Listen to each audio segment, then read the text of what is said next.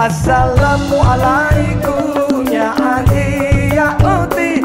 Assalamualaikum ya ade ya ote. Assalamualaikum ya ade ya ote. Assalamualaikum ya ade ya ote. Assalamualaikum ya ade ya ote. Assalamualaikum ya ade ya ote. Assalamualaikum ya ade ya ote. Assalamualaikum ya ade ya ote.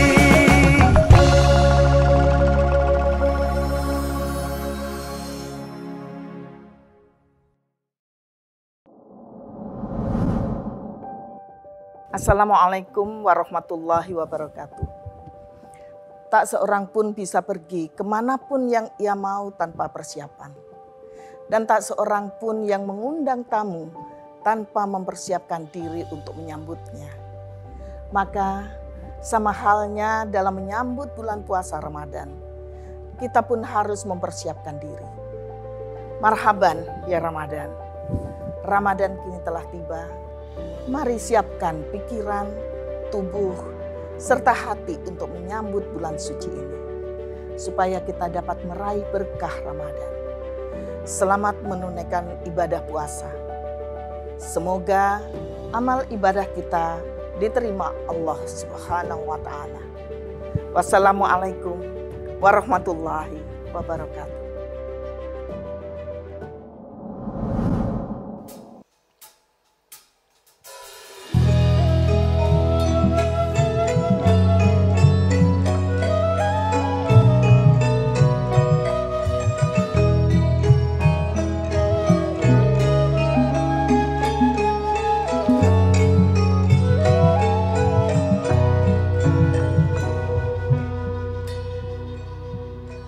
من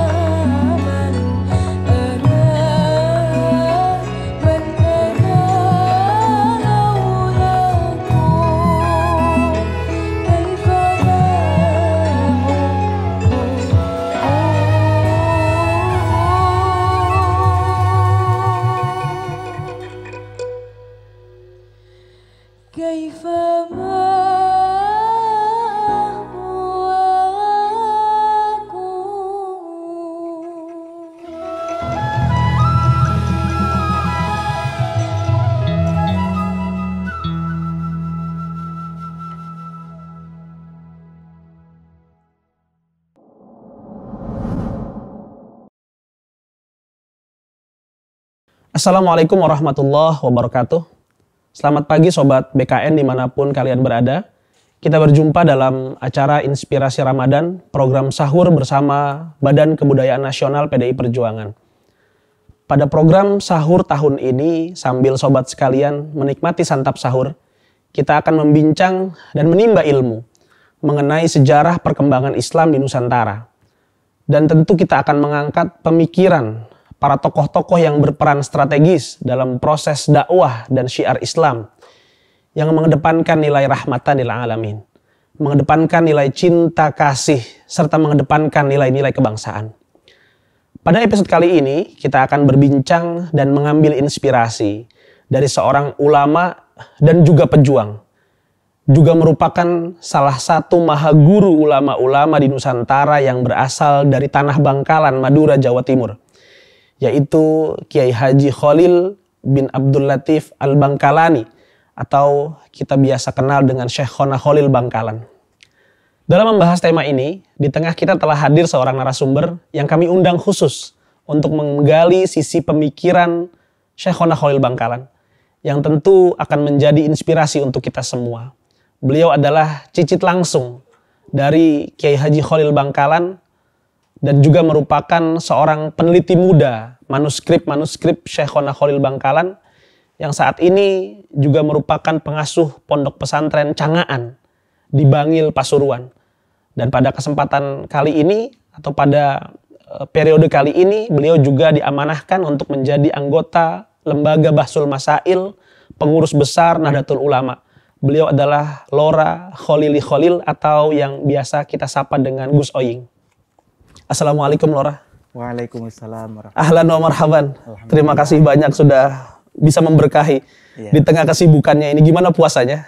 Alhamdulillah lancar. Alhamdulillah. Santri-santri sekarang sedang posonan ya kira-kira ya. Alhamdulillah. Terima kasih nih Khalil ya. Sama-sama. Mudah-mudahan kita bisa menggali pemikiran, Amin. Inspirasi dari Syekhona Khalil insyaallah. Amin. Sobat BKN sekalian, sebelum memasuki obrolan kita terkait keteladanan Syekhona Khalil Bangkalan, mari kita saksikan terlebih dahulu cuplikan video profil dari Syekhona Khalil Bangkalan berikut ini.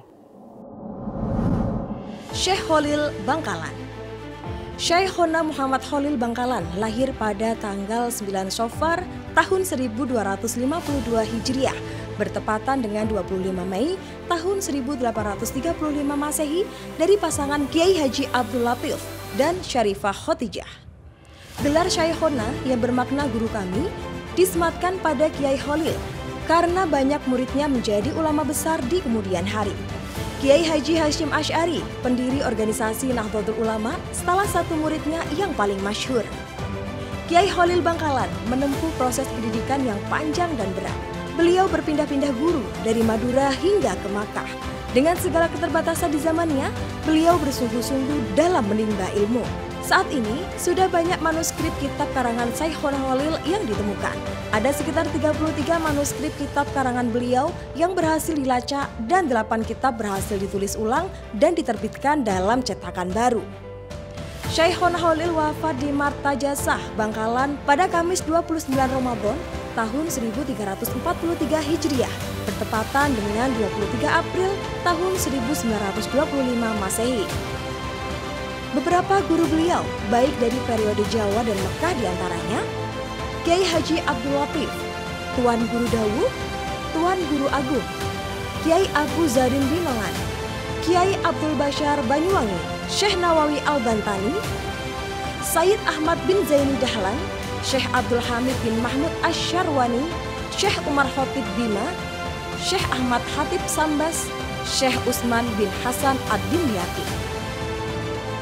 Kontribusi beliau merupakan rujukan ulama Indonesia, bahkan dunia, serta menjadi penghubung ulama Indonesia dan Haramain pada abad ke-19. Beliau melahirkan ulama sekaligus pemimpin besar di berbagai keahlian, seperti Kiai Hashim Asy'ari di bidang hadis, Kiai Wahab Hasbullah di bidang pergerakan politik dan negara, dan Kiai Bisri Sansyuri di bidang fikih. Sobat BKN sekalian dimanapun berada, kembali lagi bersama kami dalam episode Inspirasi Keteladanan Syekhona Khalil bersama Lora Khalili Khalil atau saya biasa menyapa beliau dengan Ra Oying. Ra, Iya. kita berbicara tentang Syekhona Khalil. Tentu banyak dari masyarakat Indonesia yang sudah tahu tentang Syekhona Khalil, khususnya masyarakat di Jawa Timur, apalagi di Madura. Tapi tentu kita ingin mengeksplorasi dan memberikan informasi kepada masyarakat Indonesia tentang sosok ini, sosok yang luar biasa. Pertanyaan pertama, Ra, tentang Syekhona Khalil. Bagaimana sesungguhnya kondisi sosial pada saat Syekhona Khalil hidup di Bangkalan, Madura, Ra?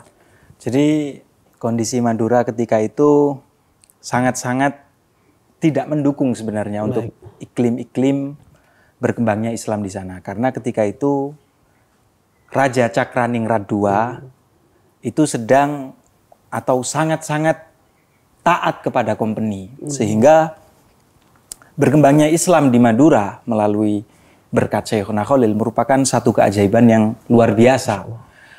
Kemudian di Madura lagi merupakan tempat pelarian prajurit Pangeran Diponegoro.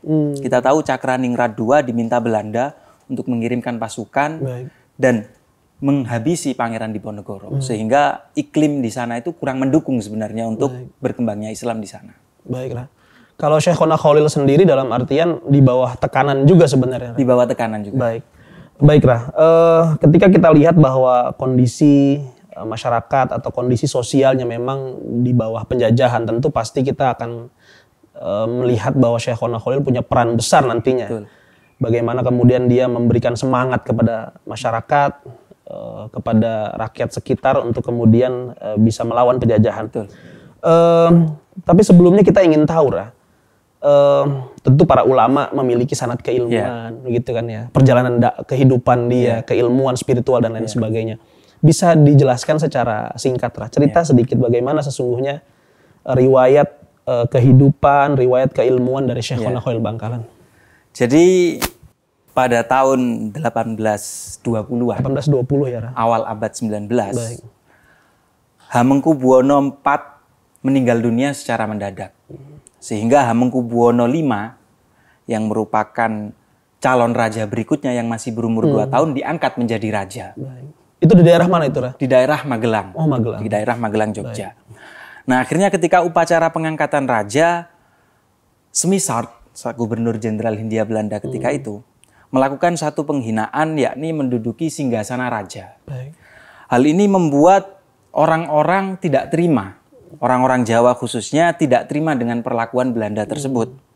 Akhirnya Pangeran Diponegoro mendorong seluruh santi di seluruh Pulau Jawa untuk berkumpul dan melakukan pemberontakan bersama Belanda. Baik. Di antara santri-santri tersebut ada seorang santri dari Cirebon. Beliau bernama Abdul Latif. Beliau berangkat dari Cirebon sendirian dan bergabung bersama pasukan Diponegoro. Itu saat perang Jawa berarti. Perang Jawa, baik, betul. Baik. Ketika 1830 menandai akhir Perang Jawa, Pangeran Diponegoro diasingkan keluar Jawa dan akhirnya santri-santri beliau banyak yang pergi ke beberapa daerah. Baik. Lah santri beliau yang dari Cirebon ini yang bernama Abdul Latif ini pergi ke Bangkalan dan menjadi kiai di sana. Nah akhirnya beliau menyunting seorang gadis bangsawan yang bernama Siti Khadijah dan menikah. Lalu tepat pada 26 Mei 1836 beliau memiliki putra yang beliau beri nama Muhammad Khalil. Muhammad Khalil. Muhammad Oh, Khalil berarti bin Abdul Latif. ayah beliau itu nasabnya ke Cirebon ya, Ra? Ke Cirebon, betul sekali. Ibu beliau yang Ibu kemudian beliau asli dari Bangkalan. Betul sekali. Jadi darah-darah pejuang, darah-darah cinta negara, cinta rakyat, cinta bangsa, ini sudah beliau warisi dari ayah beliau. Sanatnya juga ke Pangeran Diponegoro. Betul sekali. Luar biasa. Luar biasa. Jadi kemudian setelah itu beliau tumbuh menjadi seorang pemuda yang rajin dan taat. Nah akhirnya beliau mondok di beberapa pondok pesantren hingga akhirnya beliau pergi ke Makkah. Nah yang menarik dalam salah satu catatan Said Salim, Syekhona Khalil di Makkah pernah berguru kepada Amir Abdul Qadir Al-Jazairi. Habib Salim Jindan. Habib Salim bin Jindan Baik, mencatat bahwasanya Syekhona Khalil pernah bertemu dengan Amir Abdul Qadir Al-Jazairi. Amir Abdul Qadir Al-Jazairi adalah seorang tokoh revolusioner besar bahkan diakui dunia. bahkan salah satu kota di Amerika ada yang terinspirasi nama beliau, yakni El Kader. El Kader di Iowa. Iya. Nah, di saat bertemu beliau ya kita menduga bahwasanya Syekhona Khalil diwarisi doktrin-doktrin watoniyah, doktrin-doktrin kebangsaan, cinta negara dan segala macamnya. Maka tak heran kalau kita lihat di beberapa kitab beliau ya, beliau sering menulis hubbul waton minal iman. Hubbul waton minal iman. Cinta negara merupakan bagian dari iman. Jadi hal yang beliau warisi dan tularkan ini bukanlah hal yang instan, tapi itu merupakan baik biologis maupun ideologis beliau warisi dari guru-guru dan leluhurnya. Baik, jadi punya sanad keilmuan. Betul. Sanad keilmuan, perjuangan. Betul. Juga sanad keilmuan keislaman begitu. Betul. Ya. Baik Ra, ini menarik sekali lah. Tapi kita coba minum dulu monggo. Iya. Mohon izin. Monggo silakan Ra. Baik Ra, ini menarik sekali Ra tentang jaringan keilmuan Syekhona Khalil. Ya tentu kita tahu bersama ya, beliau maha guru ulama Nusantara. Dan memiliki jaringan atau sanad keilmuan. Ini siapa sebenarnya guru-guru yang paling berpengaruh Ra? Mungkin di Tanah Bangkalan atau ketika beliau berguru ke Mekkah atau mungkin ada beberapa negara lain yang kemudian beliau kunjungi sebelum akhirnya berjuang di Tanah Bangkalan. Jadi banyak sekali ya kalau kita mau menyebut guru beliau, tentu peran beliau-beliau semua tidak bisa dikesampingkan. Namun untuk menyebut satu nama, maka bisa saya katakan adalah Syekh Nawawi Banten. Syekh Nawawi Banten? Syekh Nawawi Banten ketika itu beliau mengaji di Mekah. Baik. Dalam salah satu catatan Syekh Yasin Padang disebutkan bahwasanya Syekhuna Khalil berguru kepada Syekh Nawawi wa huwa dunat tasik min umrihi. Sebelum umur 9 tahun. Jadi bisa dibayangkan ya bahwasanya beliau ini merupakan sosok yang pecinta ilmu sekali. Bahkan dari umur masih belum balik, bahkan 9 belum tahun. balik saya kira ya. Baik.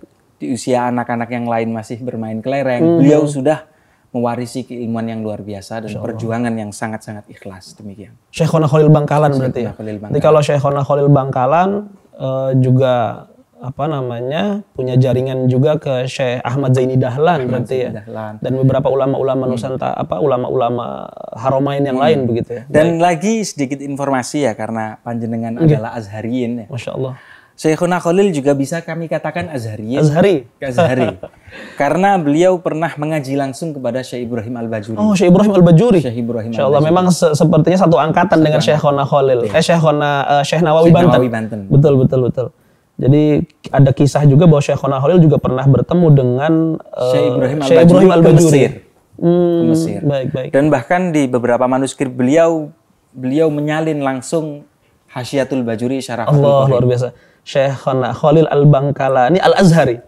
Dan kita tahu kalau Azhari berarti kan madhabi, lalu aqidatan Asy'ari begitu kan ya. Masya Allah luar biasa. Dan memang beliau akhirnya juga memiliki banyak murid-murid ya Ra. Betul. Bisa kita lihat jaringan-jaringan keilmuan Syekhona Khalil kalau di Jawa ini bahkan menyebar di banyak provinsi ya Ra. Betul. Di mana saja itu Ra. Selain kita kenal memang pasti Mbah Hasyim Asy'ari kita kenal. Beliau adalah murid. Dan bahkan pernah ada kisah kan yang menarik waktu Kiai As'ad bercerita tentang memberikan tongkat dan tasbih. Tapi selain Mbah Hasyim, ya, jadi kata Syekh Yasin Al-Fadani di dalam salah satu manuskrip Syekhuna Khalil dikatakan summa takharraja ala yadaihi nisfu milyun. 500.000 orang Jawi, orang Nusantara ketika itu berguru kepada beliau. Mungkin angka ini patut kita teliti lebih lanjut ya. Betul. Cuman setidaknya hal itu menunjukkan bahwasanya murid beliau itu sangat-sangat banyak. Baik. Bisa saya katakan hampir di seluruh provinsi Indonesia memiliki jaringan keilmuan baik secara langsung maupun tidak langsung dengan beliau. Dan di antara 500.000 orang tersebut kata Syekh Yasin Al-Fadani ada 500 orang beretnis Arab. Jadi beliau bukan hanya maha guru bagi orang-orang Jawa, Nusantara, tapi orang-orang etnis lain pun juga beliau merupakan gurunya. Kita sering mendengar cerita beliau, orang-orang Tionghoa yang meminta doa kepada beliau, banyak sekali. Bolehlah satu cerita lah. Orang Tionghoa kan menarik sekali ya. Lalu bagaimana kisahnya kok bisa minta doa sama Syekhona Khalil itu? Iya. Ada satu kisah yang mungkin sedikit anekdotal ya. Ada 2 orang Tionghoa dari Betawi. Dari Betawi. Sakit lumpuh lama. Kemudian dia mendengar bahwasanya di Bangkalan ada seorang kiai yang mana doanya mustajab ya, doanya dikabulkan oleh Allah. Maka dia berangkat ditandu naik kereta. Kalau Tionghoa berarti mungkin agamanya non muslim ya? Non muslim. Oke. Non muslim. Oke. Kemudian akhirnya orang yang beretnis Tionghoa tadi pergi ke Bangkalan dan akhirnya menaiki perahu ditandu dia ya.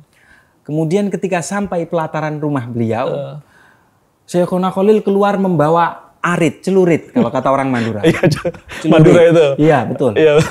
Mana? Kata beliau, mana orangnya? Mana orangnya? Di celurit yang lumpuh tadi langsung berdiri dan langsung lari. Oh, Masya Allah, Masya Allah. Jadi itu salah satu karomah beliau. Kayak ketakutan sebenarnya kan gitu. Tapi mungkin karena itu karomah dari Syekhuna Khalil langsung jalan. Langsung jalan Allah, dan akhirnya lumpuhnya sembuh. Masya Allah. Dan itu masyhur. Betul. Dan itu memang dari orang yang non muslim, Pak. Iya, betul. Jadi beliau juga bukan hanya seorang ulama yang diteladani oleh muslim, tapi orang non muslim juga sangat menghargai, menghormati beliau. Betul. Baik, Ra. Tadi juga kita kan bicara soal jaringan beliau. Saya juga pernah mendengar kisah ini, Ra. Santri-santri barat dulu, Ra. Iya. Katanya itu beliau punya mereka itu punya tradisi ngetan, Ra. Iya. Ngetan. Jadi kalau sudah menyelesaikan sebuah pelajaran di pesantrennya di Jawa Barat, maka mereka tuh harus ke timur. Ke timur, mungkin pertama ke tempatnya Kiai Soleh Darat di Semarang. Lalu kemudian sebelum ke Bangkalan, itu nanti ke Sudaremo. Sidoresmo. Nah, itu kan berdekatan dengan, saya kemarin ke sana itu berdekatan dengan Suramadu ya? Suramadu. Nah, begitu. Baru kemudian menyeberang ke Syekhuna Khalil untuk menyempurnakan ilmunya. Betul. Setelah itu baru mereka diperbolehkan untuk ke Makkah. Allah, betul. luar biasa sekali. Jadi memang ada satu aturan tidak tertulis ya, bahwasanya santri-santri itu harus memiliki tradisi ngetan. Makanya kata Sunuk Hurgronya dalam salah satu catatan hariannya kepada Gubernur Jenderal Hindia Belanda, 9 dari 10 orang Jawa yang pandai beragama Islam pasti pernah ke Bangkalan. Pasti pernah ke Bangkalan. Maka kata Sunuk Hurgronya, untuk mematahkan ya kata dia, untuk mematahkan semangat nasionalisme harus dipatahkan dari Bangkalan. Jadi Bangkalan atau lebih tepatnya Syekhuna Khalil pada waktu itu menjadi semacam markas tidak resmi ya. Karena kita tahu beliau tidak hidup setelah Perang Jawa. Di Nusantara tidak ada lagi perang fisik. Di masa itu adalah gerakan perjuangan. Betul.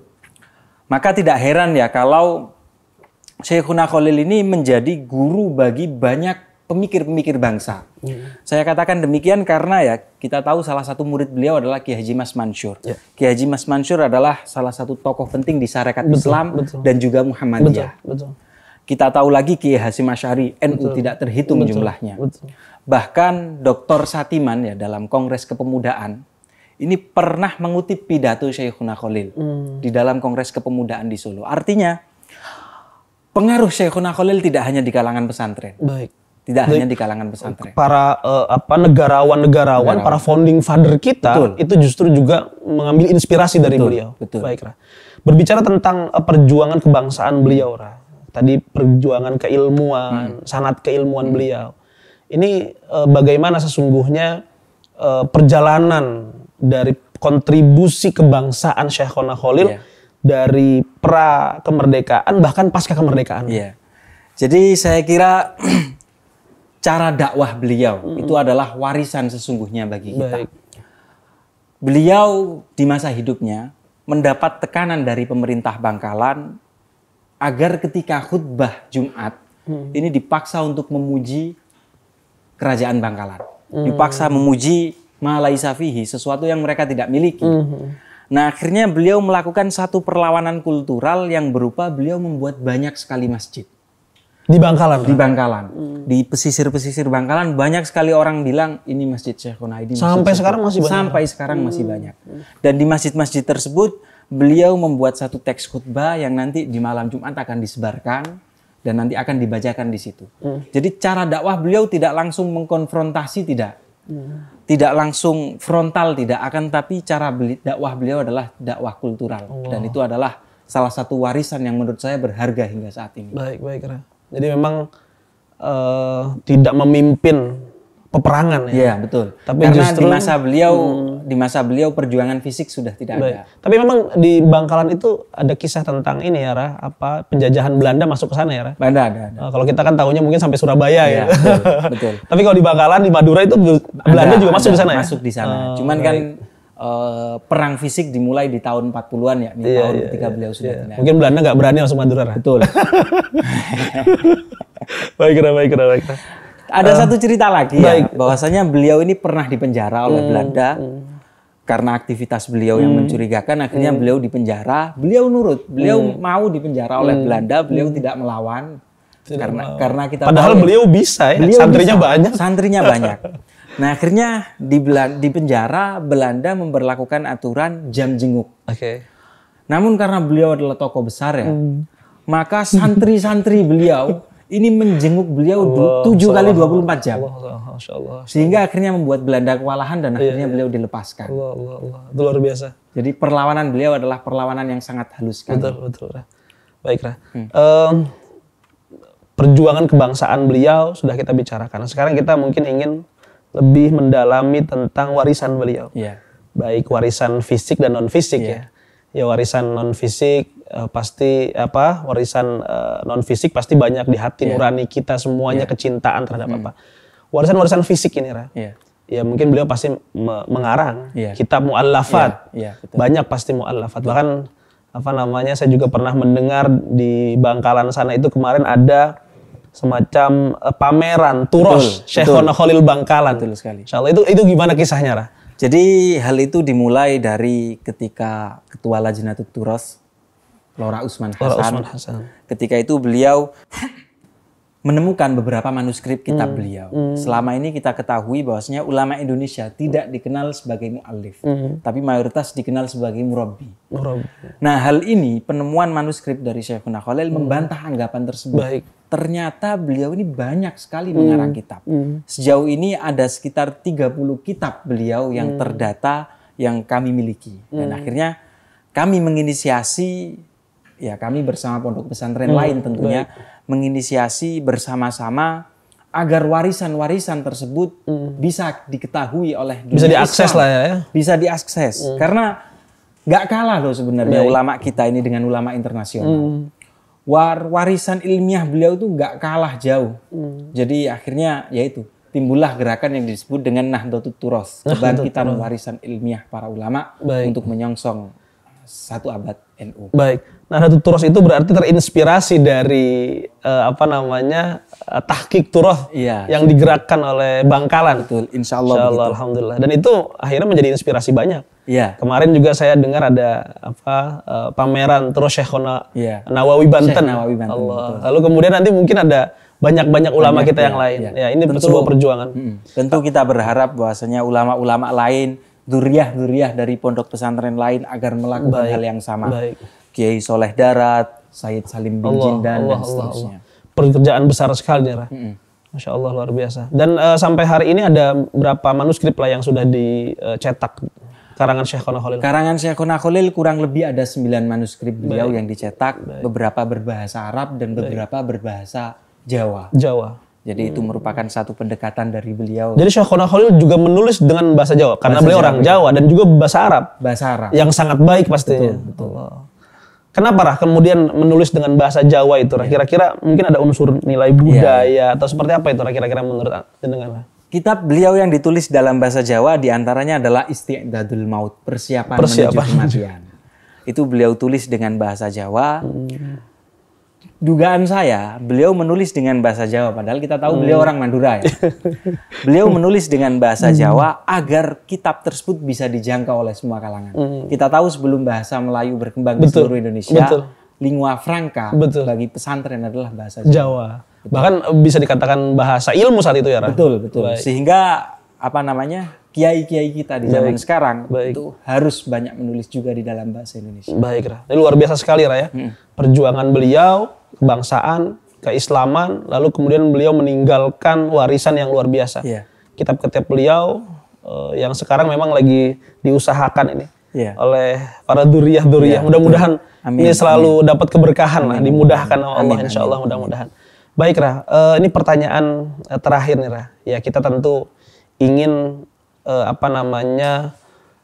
menghidupkan kembali lah Iya. pemikiran, semangat Syekhona Khalil di tengah masyarakat Indonesia. Anak-anak muda kita kan sekarang ini seperti itu.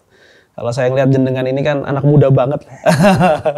Mudah-mudahan walaupun kemudian punya sanad ke sana, tapi alhamdulillah mudah-mudahan akhirnya kawan-kawan anak-anak muda ini bisa mencontoh beliau ini dari proses modernisasi pemikiran beliau lah begitu. Nah, ini apa sih sebenarnya yang bisa kita ambil inspirasi, teladan khususnya buat anak muda nih Raya. Kalau yang sudah tua ya hal-hal yang spiritual lah, tapi kalau yang anak muda ini seperti apa, Ra? Kegigihan. Beliau bukan anak siapa-siapa, seperti saya jelaskan tadi. Ayah beliau bukan asli Bangkalan, bahkan bisa dikatakan ulama tapi pejuang juga ya, pejuang. Bukan asli Bangkalan. Kemudian beliau sejak kecil sudah di beberapa pondok pesantren, bahkan seperti saya katakan di awal, sebelum umur 9 tahun beliau sudah pergi ke Makkah. Hal itu tidak akan bisa dilakukan oleh pemuda-pemuda yang berleha-leha, yang tidur-tidur. Nah, akhirnya kegigihan beliau terbayar tuntas dengan adanya santri-santri beliau dari berbagai macam daerah. Jadi inspirasi dari beliau yang saya kira patut kita teladani adalah kegigihan. Tidak kenal menyerah. Dan kegigihan. Sampai kemudian belajar ilmu ke Makkah, bahkan tadi diceritakan sampai ke Mesir, lalu berbuah dengan melahirkan para tokoh-tokoh bangsa. Mbah Hashim Asy'ari, Kiai Mas Mansur, dan tokoh-tokoh yang lainnya yang akhirnya bisa menjadikan Indonesia ini yang kita bersama, yang kita cintai. Baiklah, luar biasa, Ra. Ya mudah-mudahan ini menjadi inspirasi lah buat kawan-kawan, buat masyarakat Indonesia terkait tokoh besar ini lah. Ada kira-kira ada pesan-pesan nggak Ra yang ingin disampaikan mungkin sama masyarakat Indonesia tentang yang lain gitu, Syekhona Khalil atau apa? Jadi Syekhona Khalil bagi saya adalah selain leluhur ya. Jenengan mohon maaf Ra, ini keturunan yang ke 7-8. Kelima justru, Masya Allah. Alhamdulillah. Jadi beliau selain leluhur, bagi saya beliau adalah guru yang sangat luar biasa. Sehingga tidak hanya dalam soal agama Islam, dalam soal bernegara, dalam soal bermasyarakat, dalam soal bergaul, bagi saya beliau adalah inspirasi. Itu pesan saya adalah mari kita meneladani beliau. Terima kasih Ra atas kehadirannya. Salam ta'zim kami dengan semua dzurriyyah, semua para lora di sana, insya Allah para ketua. Mudah-mudahan apa yang kita usahakan ini, kita ikhtiarkan ini mudah-mudahan memberkahi Indonesia. Terima kasih Ra. Terima kasih. Baik Sobat BKN sekalian, begitu hangat perbincangan kita pada pagi hari ini sampai tak terasa bahwa kita telah sampai pada penghujung acara. Meski demikian pada pagi hari ini sedikit banyak kita telah belajar tentang nilai perjuangan seorang tokoh yang memiliki banyak kontribusi dalam perjalanan bangsa ini. Beliau adalah maha guru yang bukan hanya telah menanamkan ilmu lahiriah kepada umat, namun juga telah menanamkan nilai-nilai spiritualitas pada bangsa ini. Beliau adalah maha guru dan seorang murabbi ruh yang sangat patut kita tauladani, dan semoga kita semua dapat diakui sebagai santri beliau kelak. Amin ya rabbal alamin. Sobat BKN sekalian, mari kita terus jaga toleransi, harmoni, dan tentunya mengambil pelajaran dari para ulama-ulama pendahulu kita, serta meneladani mereka tentu hidup dalam harmoni sesuai konteks jiwa Pancasila yang hidup di lautan masyarakat yang religius. Sebagaimana pesan Bung Karno tentang relasi nilai keagamaan dan kebangsaan, bahwa konteks Indonesia adalah Pancasila yang hidup di tengah lautan masyarakat yang religius. Kita akan berjumpa kembali esok hari pada jam yang sama di akun YouTube BKN PDI Perjuangan. Jangan lupa like, comment, and subscribe. Terima kasih banyak. Sampai bertemu lagi. Wassalamualaikum warahmatullahi wabarakatuh.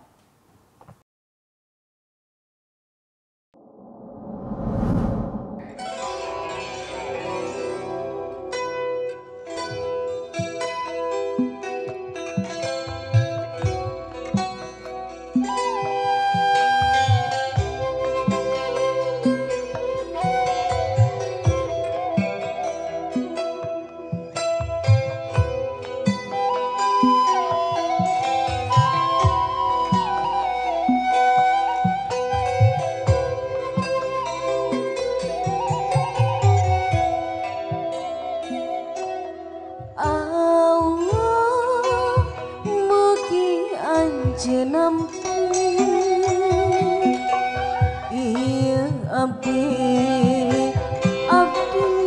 Gusti mungkang anjeun abdi tumun mungkang anjeun abdi sujud ya